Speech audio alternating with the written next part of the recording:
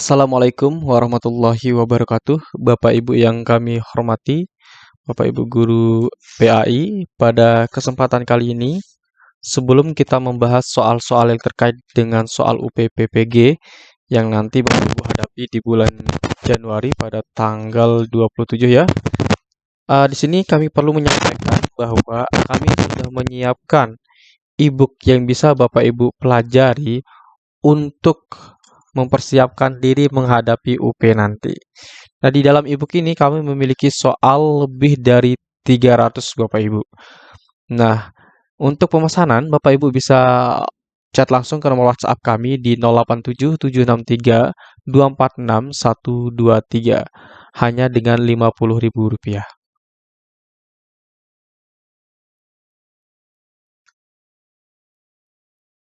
Baik, pada kesempatan kali ini kita akan bahas soal UPPPG PAI tahun 2023 sesuai dengan kisi-kisi.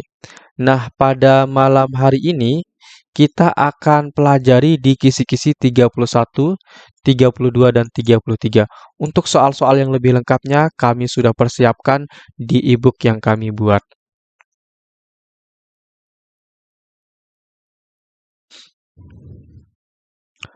Baik, kisi-kisi 31 kita bedah dulu sebelum kita ke soal-soalnya. Kenapa kita perlu membedah kisi-kisi? Nah, agar kita mendapatkan gambaran soal yang akan keluar. Karena menurut saya, kisi-kisi itu adalah 80% itu bentuknya adalah soal. Jadi itu perlu kita bedah dulu agar nanti kita mendapatkan gambaran tentang hal tersebut. Baik, kita bedah dulu kisi-kisi 31 pada indikator 21. Diberikan informasi tentang perkembangan dakwah dan perluasan wilayah Islam pada masa Utsman bin Affan dan Ali bin Abi Thalib. Mahasiswa mampu mengidentifikasi perluasan dakwah dan wilayah pada masa Utsman bin Affan dan Ali bin Abi Thalib. Nah, nanti Bapak Ibu akan diberikan pertanyaan atau akan diberikan informasi tentang perkembangan dakwah maupun perkembangan atau perluasan wilayah, ya. Nah, dari informasi tersebut terkait dengan perkembangan dakwah dan perluasan wilayah, apakah perkembangan dakwah dan perluasan wilayah itu termasuk kepada masa Khalifah Utsman bin Affan atau Khalifah Ali bin Abi Thalib? Nah, itu yang perlu Bapak Ibu untuk cari jawabannya nanti. Baik, Bapak Ibu, kita akan bahas soal yang pertama. Menguasai wilayah Azerbaijan, Arai, Alexandria, Tunisia, menguasai wilayah Tabaristan, Cyprus, dan menguasai wilayah Armenia, Tripoli, An-Nubah, Kufah, Fars, dan Kerman. Capaian perluasan wilayah tersebut pada masa siapa? Nah, penguasaan-penguasaan wilayah di antaranya adalah Azerbaijan, kemudian ada Siprus, Tabaristan, Tripoli, Armenia. Itu pada masa siapa? Apakah Khalifah Umar bin Khattab, kemudian Abu Bakar, Utsman bin Affan, ataukah Khalifah Ali bin Abi Thalib? Jawaban yang tepat adalah yang C, yaitu Khalifah Utsman bin Affan. Nah, Bapak Ibu, perlu saya beritahukan di sini, perlu saya tekankan bahwa nanti bisa saja soalnya, ya, bisa saja soalnya nanti dibalik Bapak Ibu. Misalkan, pada masa Khalifah Utsman bin Affan, manakah wilayah-wilayah yang mampu dikuasai atau perluasan wilayahnya? Nah, bisa saja soalnya seperti itu. Oleh sebab itu, Bapak Ibu perlu terus latihan soal agar nanti Bapak Ibu terbiasa untuk menjawab soal-soal yang diberikan.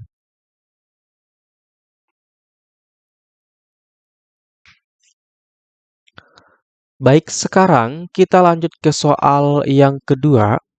Perluasan wilayah di Sungai Efrat, Tigris, dan Amudariyah, bahkan sampai ke Indus adalah capaian pada masa titik-titik. Apakah A. Khalifah Umar bin Khattab, B. Khalifah Abu Bakar, C. Khalifah Utsman bin Affan, D. Khalifah Ali bin Abi Thalib. Jawaban yang tepat yang mana? Ya, jawaban yang tepat adalah Khalifah Ali bin Abi Thalib. Jadi Bapak Ibu, perlu dikuasai materi-materi hal seperti ini. Kenapa? Karena itu nanti dapat membantu Bapak Ibu di dalam menjawab soal-soalnya. Ya, tidak hanya menghafalkan apa yang saya berikan di dalam YouTube ini ataupun di dalam e-book, tetapi perlu Bapak Ibu terus gali kemampuan Bapak Ibu, terus menjawabnya.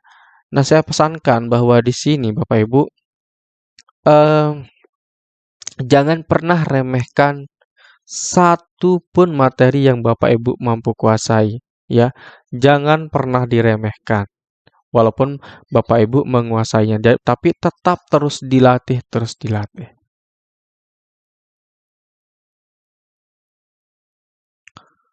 Baik, sekarang kita akan membedah dulu kisi-kisi pada 32, indikator 22. Nah, pada kisi-kisi 32, indikator 22 ini, disajikan data dan informasi sejarah terkait dengan kondisi sosial umat Islam pada masa kepemimpinan dinasti Umayyah.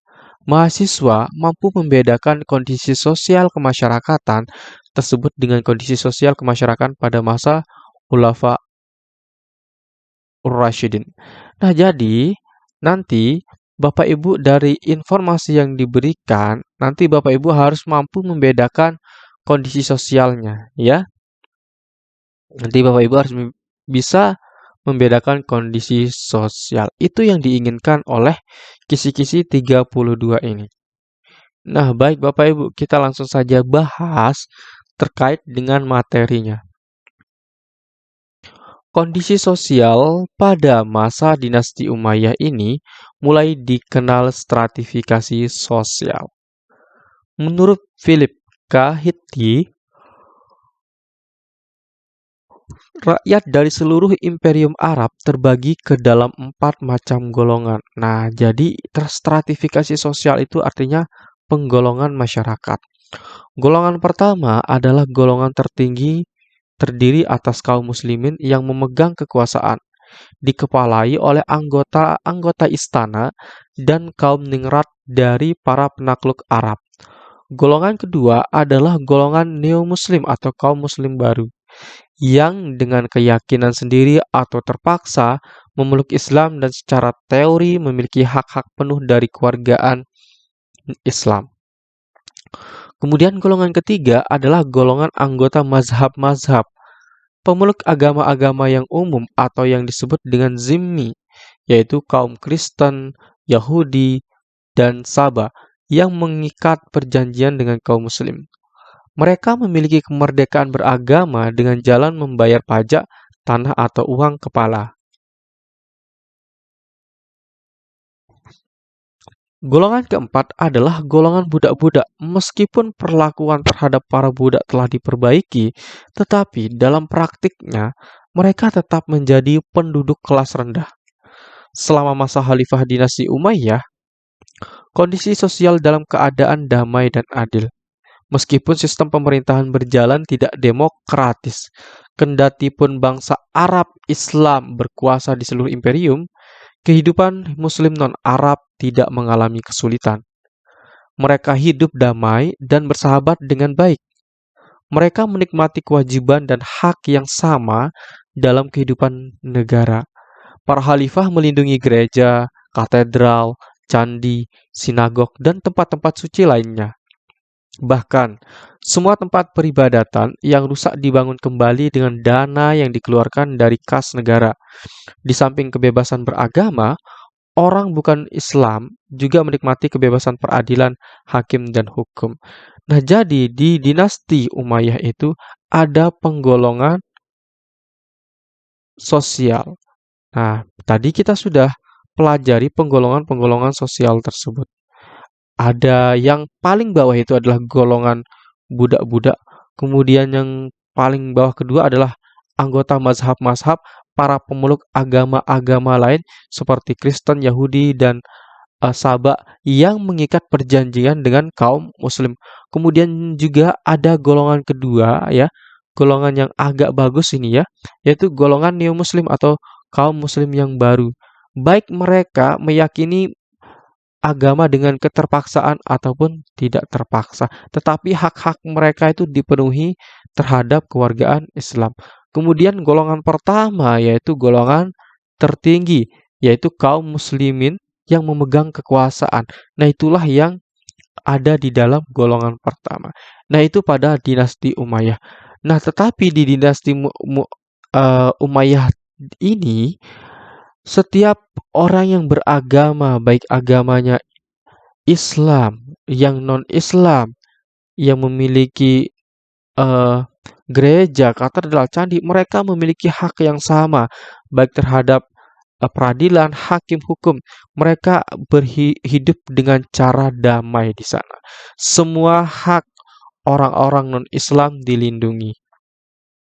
Ketika ada satu tempat peribadahan yang rusak, maka di sana dibangunkan lagi, diperbaiki lagi oleh kas negara. Nah, itu terkait gambaran sedikit mengenai dinasti Umayyah.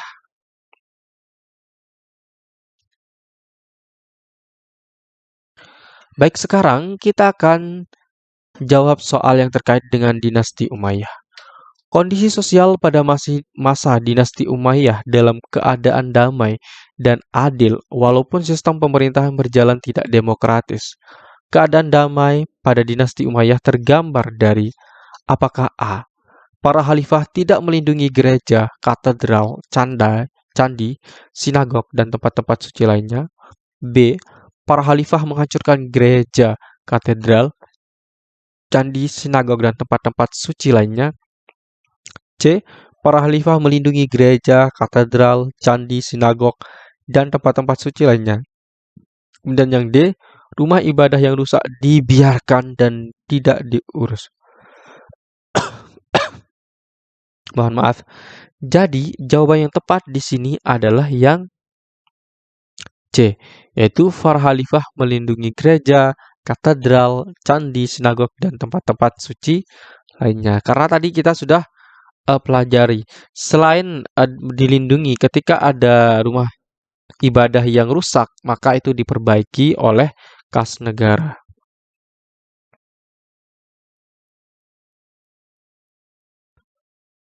Baik, Bapak Ibu, kami ingatkan kembali bahwa kami sudah menyiapkan e-book yang sangat akurat dan kami buat dengan sesuai kisi-kisi yang ada di tahun 2022 ini atau tahun 2022 kemarin. Nah, informasi saja untuk kisi-kisinya itu sama saja Bapak Ibu. Mau tahun 2022, 2021, 2019, 2020 itu sama kisi-kisinya sampai dengan tahun 2023. Bagi Bapak Ibu yang berminat silahkan hubungi kami di 087 763 246 123.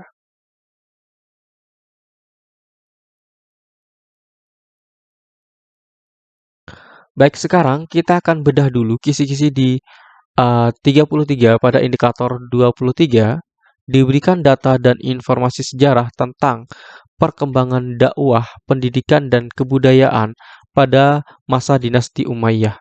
Mahasiswa dapat mendeteksi perkembangan dakwah, pendidikan, dan kebudayaan pada masa dinasti Umayyah. Baik, kita akan lihat dulu kisi-kisinya. Terkait kisi-kisi ini ya, nanti kita akan diberikan sebuah informasi sejarah terkait dengan perkembangan dakwah dan pendidikan maupun kebudayaan. Nah, dari informasi tersebut kita harus mampu mendeteksi perkembangan dakwah pada masa dinasti Umayyah. Baik, kita akan pelajari materinya Bapak Ibu ya. Perkembangan ilmu pengetahuan pada masa Bani Umayyah di Damaskus meliputi 3 bidang, yaitu bidang diniyah, bidang tarik, dan bidang filsafat. Pada masa itu, kaum muslim memperoleh kemajuan yang sangat pesat. Tidak hanya penyebaran agama Islam saja, tetapi juga penemuan-penemuan ilmu lainnya, Pembesar Bani Umayyah secara khusus menyediakan dana tertentu untuk pengembangan ilmu pengetahuan. Ya, jadi di sini pemerintah Bani Umayyah di sana itu menyiapkan dana untuk pendidikan atau ilmu pengetahuan yang sangat khusus ya. Para khalifah mengangkat ahli-ahli cerita dan mempekerjakan mereka dalam lembaga-lembaga ilmu berupa masjid-masjid dan lembaga lainnya yang disediakan oleh pemerintah. Kebijakan ini mungkin karena didorong oleh beberapa hal. Yang pertama, pemerintah Bani Umayyah dibina atas dasar kekerasan karena itu mereka membutuhkan ahli syair, tukang kisah dan ahli pidato untuk bercerita, menghibur para khalifah dan pembesar istana. Yang kedua, jiwa Bani Umayyah di sini adalah jiwa Arab murni yang belum begitu berkenalan dengan filsafat dan tidak begitu serasi dengan pembahasan agama yang mendalam. Mereka merasa senang dan nikmat dengan syair-syair yang indah dan khutbah-khutbah balighah atau berbahasa indah. Para ahli sejarah menyimpulkan bahwa perkembangan gerakan ilmu pengetahuan dan budaya pada masa Bani Umayyah di Damaskus memfokuskan pada tiga gerakan besar, yaitu gerakan ilmu agama, karena didorong oleh semangat agama yang sangat kuat pada saat itu. Gerakan filsafat, karena ahli agama Tarik Daulah Umayyah terpaksa menggunakan filsafat untuk menghadapi kaum Nasrani dan Yahudi, dan tiga gerakan sejarah Tarik atau Tarik, karena ilmu-ilmu agama memerlukan riwayat. Pengembangan ilmu pengetahuan pada masa Bani Umayyah di Damaskus tampak pada beberapa bidang kegiatan ilmiah tersebut berpusat pada di Kufah dan Basrah, Irak. Bidang tersebut yaitu ilmu tafsir, ilmu hadis, dan ilmu kalam.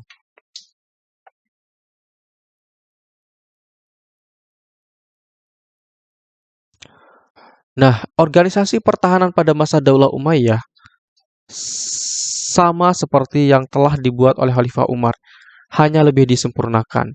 Bedanya pada masa Khulafaur Rasyidin, ya, Khulafaur Rasyidin, tentara Islam adalah tentara sukarela, sedangkan pada masa Daulah Umayyah, orang masuk tentara kebanyakan dengan paksa atau setengah paksa, yang dinamakan Nidamut Tajnidil Ijbari, semacam undang-undang wajib militer.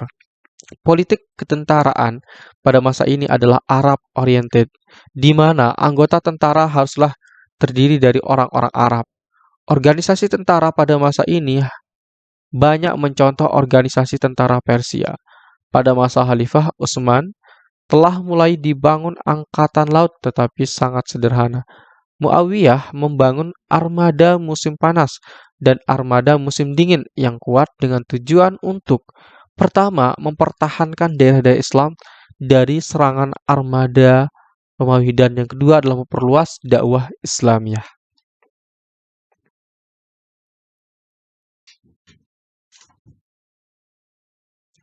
Baik, sekarang kita bahas soal yang pertama, Bapak Ibu. Baik, soal yang pertama adalah berdasarkan pernyataan di atas yang termasuk ke dalam perkembangan ilmu pengetahuan pada masa Bani Umayyah di Damaskus adalah yang mana? Apakah A 1, 2, dan 3, B 1, 2, dan 4, C 1, 3, dan 4, D 2, 3, dan 4? Jawaban yang tepat adalah yang mana, Bapak Ibu? Jawaban yang tepat adalah jawaban D, yaitu bidang kedokteran itu bukan termasuk ke dalam perkembangan ilmu pengetahuan pada masa Bani Umayyah di Damaskus. Nah, tadi kan kita sudah bahas tuh di slide sebelumnya. Tadi kita bahas tentang bidang-bidang yang berkembang pada Bani Umayyah, yaitu yang pertama bidang diniyah, tarik, dan filsafat.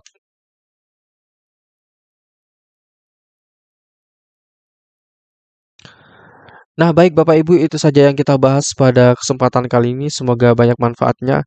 Sekian dan terima kasih. Assalamualaikum warahmatullahi wabarakatuh.